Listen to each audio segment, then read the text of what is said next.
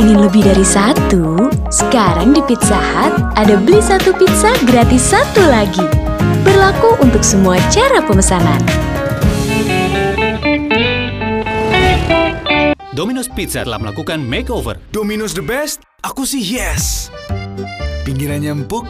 Yes. Karyawan? Yes. Saus keju meleleh? Chess. Pengantin baru? Yes. Dagingnya banyak? Fresh. Ondel-ondel?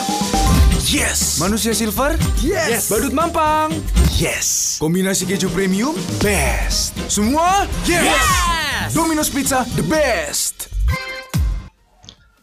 Oke, di awal pembukaan tadi kita sudah melihat dua iklan dengan merek yang berbeda. Apa sih yang mau kita bahas? Let's check together.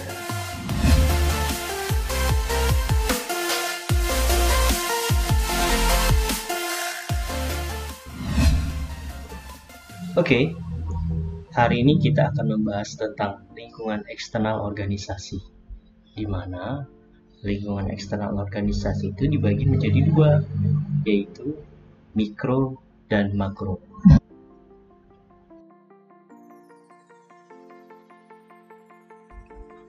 Yang pertama akan kita bahas adalah lingkungan eksternal mikro organisasi, di mana lingkungan eksternal mikro itu terdiri dari penyedia, pesaing, lembaga keuangan, customer, perwakilan pemerintah, tenaga kerja.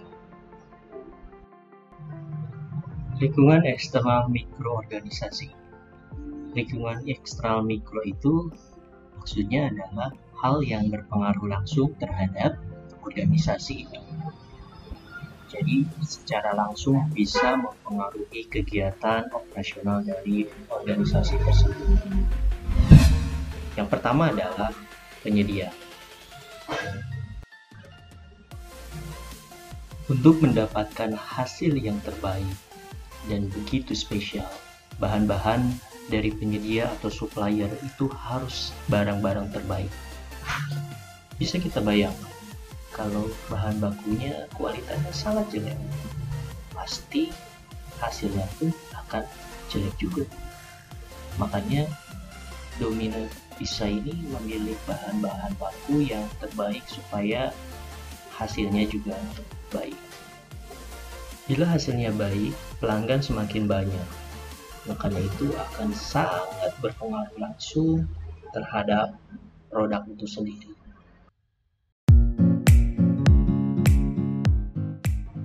Berikutnya adalah pesaing. Di awal tadi kita melihat tayangan iklan dua pemilik pizza terbesar di dunia, yaitu Domino's Pizza dan Pizza Hut. Mereka sangat bersaing ketat. Banyak sekali promosi-promosi yang digencarkan sehingga para konsumen beralih dari Domino's Pizza kemudian ke Pizza Hut. Mungkin mereka melihat dari promo-promonya itu. Sehingga pesaing ini sangat berpengaruh langsung juga terhadap operasional dari organisasi itu. Bagaimana mereka menarik konsumen supaya mau membeli produk mereka.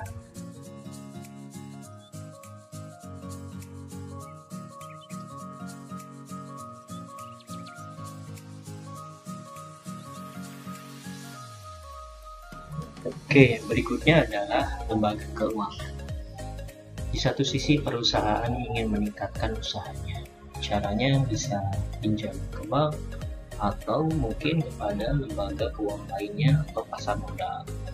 Nah, perusahaan ini atau organisasi ini akan membuat sebuah laporan keuangan yang kualitasnya baik dan bisa menghasilkan laba yang tinggi dari kegiatan operasionalnya sehingga investor itu percaya kepada organisasi ini. Bila mereka dapat uang atau suntikan dana, secara otomatis organisasi ini dapat berkembang dengan cepat. Jaringan restoran Pizza Hut di Indonesia sedang berlari mengejar ambisi untuk membangun 175 gerai baru di seluruh Indonesia sejak tahun lalu. Anggaran belanja modal pun perlu ditebalkan. Pasalnya, investasi untuk satu gerai saja bisa menelan investasi 4 miliar hingga 8 miliar rupiah. Pizza Hut pun tak ragu mencari dana di lantai bursa meski pasar saham domestik tak dalam kondisi prima.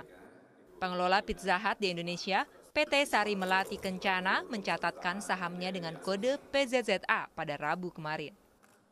Pizza Hut meraup 664 miliar rupiah dari pelepasan 604 juta saham, yang setara 20% saham dari modal yang ditempatkan dan disetor perusahaan.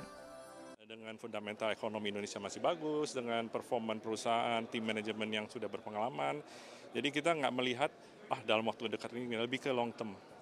Dan kita yakin dengan data-data yang kita berikan itu dalam waktu dekat kita bisa melihat nanti performa perusahaan akan lebih sesuai dengan performa di stock market. Saya rasa juga perusahaan-perusahaan lain juga sama. Sekarang ini mungkin masih belum stabil saja. Dilepas dengan harga Rp1.100, saham PZZA hanya naik tipis 0,45% hingga penutupan perdagangan. Di tengah keberanian Pizza Hut, beberapa perusahaan masih gamang menentukan langkah IPO.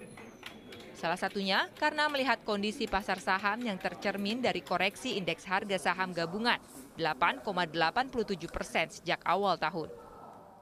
Kalau mereka maksakan IPO di saat IHSG lagi bearish, ada kemungkinan barang mereka tidak terserap oleh pasar gitu loh. Jadi nanti kan mereka sebetulnya butuh duit. Nah kalau nggak ada yang terserap berarti kan mereka gagal dalam menghimpun dana gitu loh.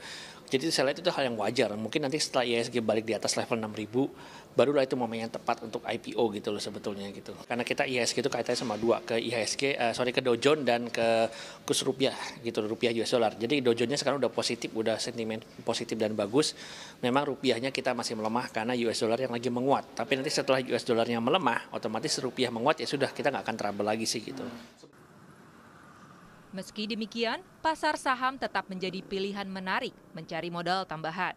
Setidaknya ada 2 perusahaan di sektor makanan dan minuman lain yang ingin mengikuti langkah Pizza Hut, yakni pengelola Daki dan Hokben. Tim Liputan Kompas TV.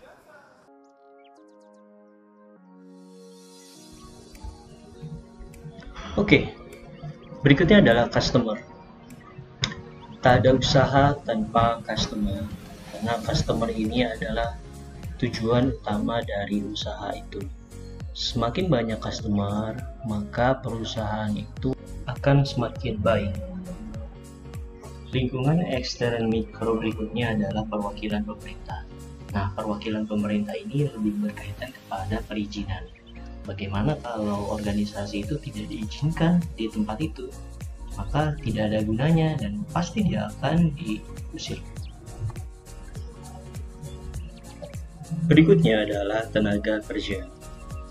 Tenaga kerja ini salah satu hal yang sangat penting dalam organisasi atau perusahaan. Tanpa tenaga kerja, perusahaan tidak akan bisa berjalan, sehingga ini sangat berpengaruh langsung terhadap kegiatan operasional perusahaan tersebut. Oke, kita lanjut kepada lingkungan eksternal makro organisasi. Lingkungan eksternal makro organisasi ini tidak secara langsung mempengaruhi kegiatan operasional dari organisasi itu. Berikutnya adalah teknologi. Kalau kita lihat tayangan ini, teknologi yang digunakan sudah menggunakan teknologi yang cukup canggih. Teknologi-teknologi yang usang sudah ditinggalkan sehingga kegiatan produksi mereka berlangsung begitu cepat dan bisa menghasilkan produk yang banyak.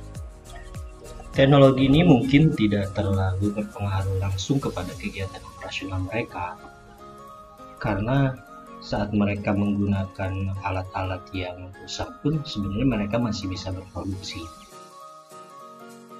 Dimensi internasional. Seorang manajer itu harus bisa juga menganalisis kondisi dari ekonomi dunia. Sehingga apabila terjadi gejolak di ekonomi dunia, manajer bisa mengatasi hal tersebut. Lingkungan eksternal makro berikutnya adalah sosial dan budaya. Maksudnya apa sih? Sosial budaya ini lebih berkait kepada kebiasaan-kebiasaan yang terjadi di daerah itu atau di negara itu. Sehingga di Indonesia, sikap sopan santun itu sangat dijunjung tinggi. Kita bisa lihat, bila kita masuk ke Pizza Hut atau Domino's Pizza, mereka sangat melayani dengan sopan sekali. Politik dan hukum dalam suatu periode tertentu akan menentukan operasi perusahaan. Manajer tidak mungkin mengabaikan iklim politik, peraturan pemerintah, maupun konsekuensi atau dampaknya terhadap pemerintah. Contohnya adalah kebijakan pemerintah dalam bidang perdagangan, undang-undang perpajakan, upah minimum. Jadi, pemerintah memainkan peran sekaligus sebagai pencipta kesempatan, pemberi pelindungan, dan penetapan batasan-batasan.